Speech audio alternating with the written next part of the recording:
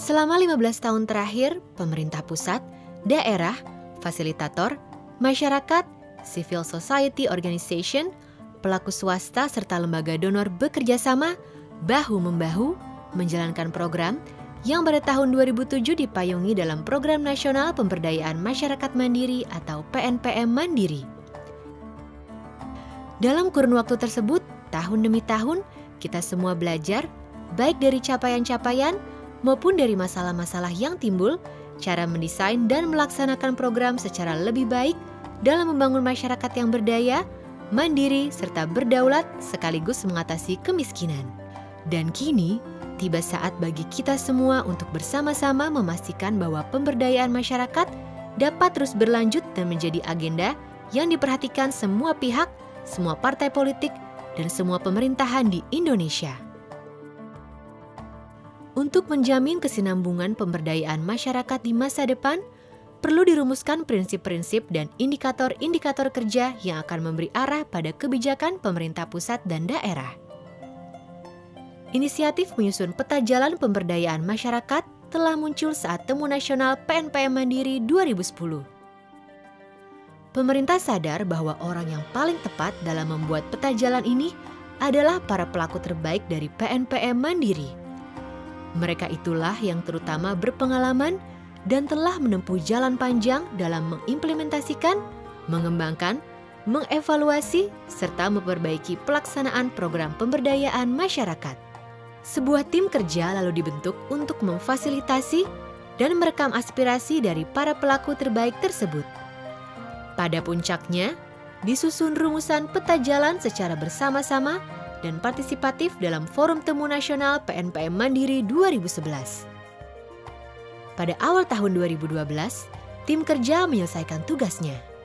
Naskah peta jalan pemberdayaan masyarakat telah rampung dan dikembalikan kepada pemiliknya yang sejati, yakni para pelaku pemberdayaan masyarakat di tanah air.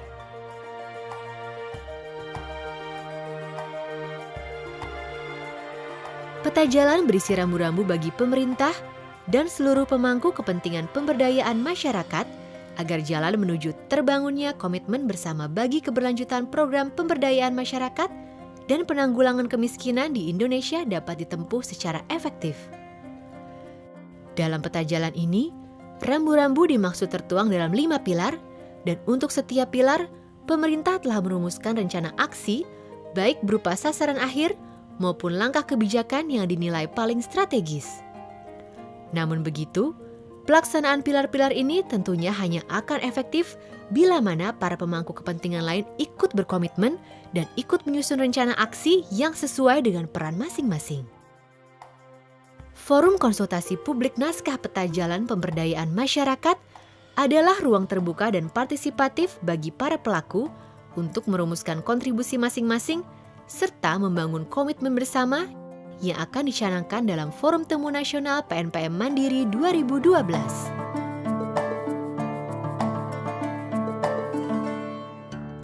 Kelima pilar dalam peta jalan saling terkait dan memiliki nilai yang sama penting. Kelima pilar tersebut adalah penguatan kelembagaan masyarakat, peningkatan kapasitas dan keberlanjutan pendampingan pemberdayaan, peningkatan peran pemerintah daerah, integrasi program, serta tata kelola dan anti korupsi. Penguatan kelembagaan masyarakat diperlukan karena kunci keberlanjutan pemberdayaan sesungguhnya berada di tangan masyarakat sendiri. Dalam rangka penguatan ini, paling tidak perlu dilakukan 2 hal, yakni 1. Peningkatan kapasitas dan akuntabilitas unit-unit agar dapat melayani kelompok miskin secara efektif. 2.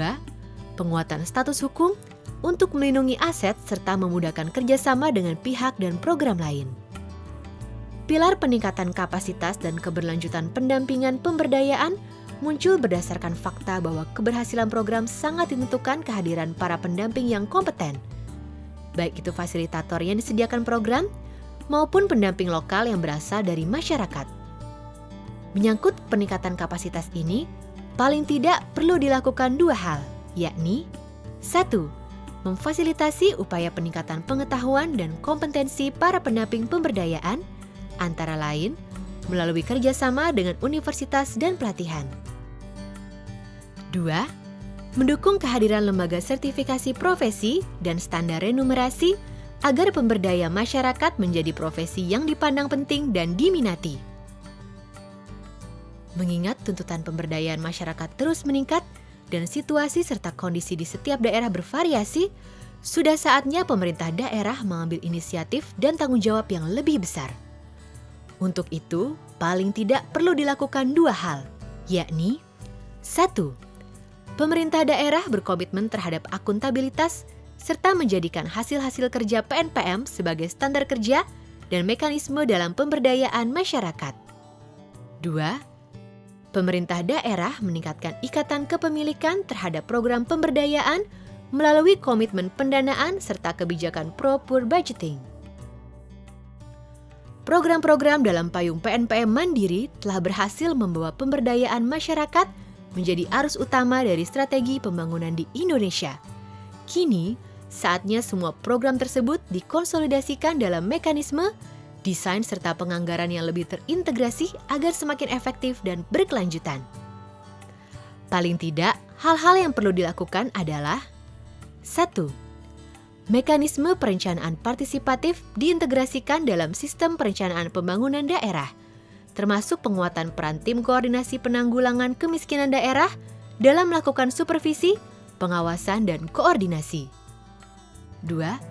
Fungsi dan peran pendampingan serta fasilitator program sektoral atau penguatan lebih dikoordinasikan agar tidak saling tumpang tindih. 3. Perencanaan dan penganggaran dana urusan bersama diintegrasikan, termasuk kemungkinan mensinergikan sumber pembiayaan swasta serta mekanisme transfer langsung kepada masyarakat. 4. Pembangunan data terpadu agar program dapat diawasi secara lebih baik dan tepat sasaran.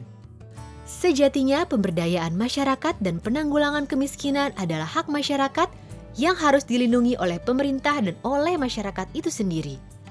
Karenanya, menyangkut tata kelola yang baik dapat dilakukan paling tidak 2 pendekatan, yakni 1. Pemerintah menerjemahkan semangat gotong royong masyarakat menjadi prinsip semua mengawasi semua. 2.